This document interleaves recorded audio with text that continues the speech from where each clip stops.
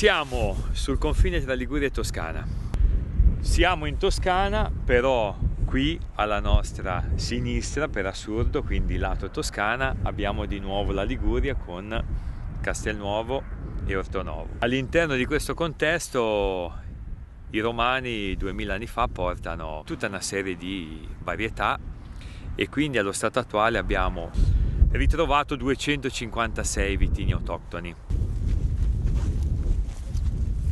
C'è un letto di ghiaia fino a 60 cm e poi sotto c'è queste stratificazioni orizzontali di lignite che hanno creato l'apertura di una miniera dall'820 fino al 953, poi è stata chiusa perché per un grosso grisù, insomma, sono morte tante persone ed è ritornato vigneto. Terreno pressoché unico. La cosa simpatica è che due terreni molto simili sono ex miniere, la zona del Masseto all'Ornellaia e poi il cucuzzolo di Pomerol, quindi con Petrus, Le Pen.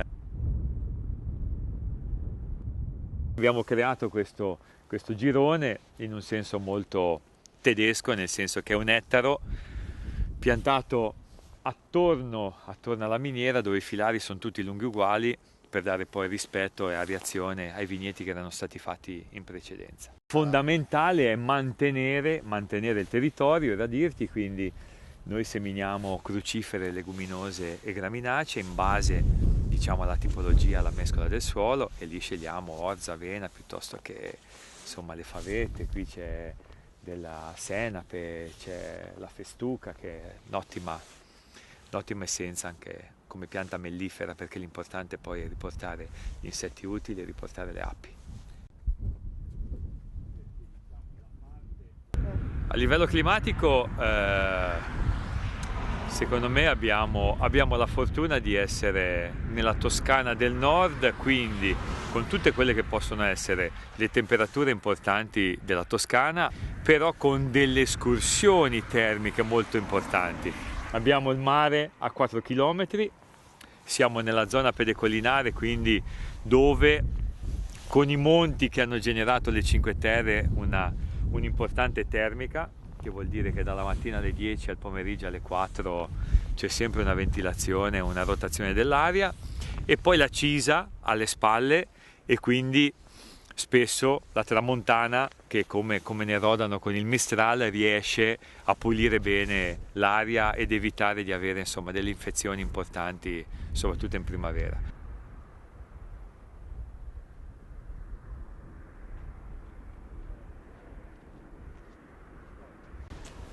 Qua siamo a 370 metri. Terreno completamente diverso rispetto alla zona pedecolinare. Primo acquisto di mio nonno Luigi quando è tornato da New York dopo la crisi del 29.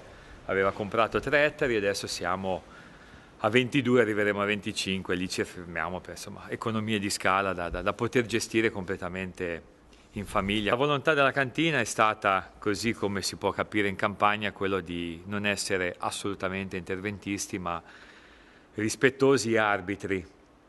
Quindi per non toccare quasi niente, la prima cosa è abbandonare le pompe, le cocle, tutti gli organismi di movimentazione, soprattutto delle uve.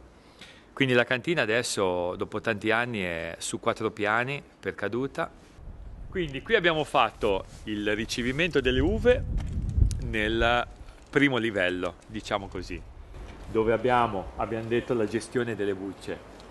Nelle presse le uve bianche a grandi linee e nelle vasche di cemento le uve rosse. Il secondo livello è quello della vinificazione, quindi il vecchio fienile è stato ristrutturato in bioedilizia e abbiamo soltanto vasche d'acciaio per il mantenimento del patrimonio aromatico del Vermentino, che davanti al mare è molto interessante.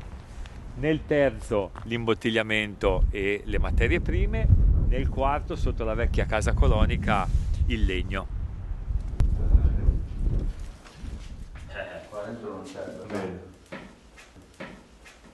E qui abbiamo la cantina di affinamento della merla, quindi dei nostri vecchi canaioli a raspo rosso.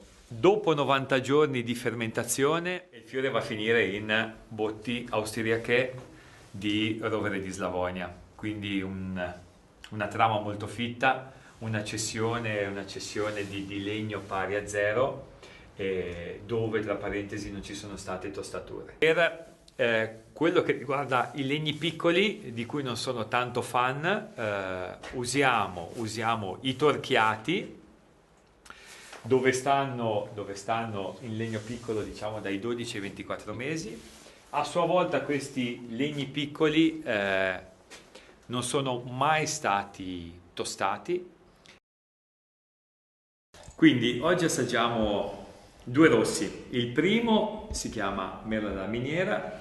Merla, abbiamo detto che è il nome del vitigno, della Miniera, che è la prima zona che abbiamo visitato. La vinificazione di questo vino è fatta in cemento, con un lunghissimo periodo di macerazione sulle bucce, siamo abitualmente a 90 giorni. Sta un anno a contatto con la sua feccia più fine, poi il secondo inverno a contatto di nuovo con il cemento prima di andare in bottiglia. Visto questa tipologia molto estrema di mineralità di suolo, riesce a sopravvivere per 15 anni senza nessun problema. Quindi sono vini che immediatamente giocano sul frutto, ma soprattutto io ho piacere che giochino sul floreale. E da lì parte poi la nota evolutiva che viene fuori negli anni con un balsamico, una nota mentolata. Cioè si sente comunque fuori questa nota che è leggermente amaricante sul finale.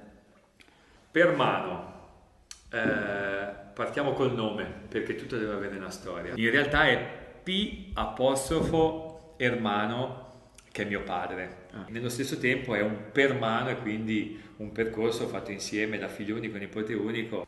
Il vino è un coacervo di uve dove principalmente c'è il canaiolo, sempre i nostri biotipi di Merla, e la massaretta. A chiosa tutta un'altra serie di varietà che possono essere chiamate veramente varietà in via di estinzione, come abbiamo detto prima, perché c'è il Tintoretto, c'è il Giacchè, la Foscara, tutte varietà che stiamo cercando di innanzitutto non far morire. Quante sono dentro, non lo sai? Ma sono almeno 25. Che faccio un po' di rabarbaro Sì. Alloro. Erbe aromatiche, le erbe aromatiche, sì. proprio le erbe aromatiche. In Francia c'è una parola che coniuga tutto, che è la garrigue. La garrigue, sì. La volontà, come abbiamo visto oggi, per fare un attimino, ecco, il sunto è cercare veramente di portare con i biotipi del territorio, che continuo a dire che è l'unico mezzo che abbiamo per leggere il territorio, tutto quello che è fuori da questa finestra qui. Quindi ci devono essere le erbe mediterranee, il sottobosco, ci deve essere i fiori prevalentemente bianchi, nel senso il biancospino nel primo nostro vermentino è un descrittore che deve venire fuori con la massima semplicità, cosa che invece insomma si fa un po' fatica negli ultimi anni con le stagioni sempre più calde.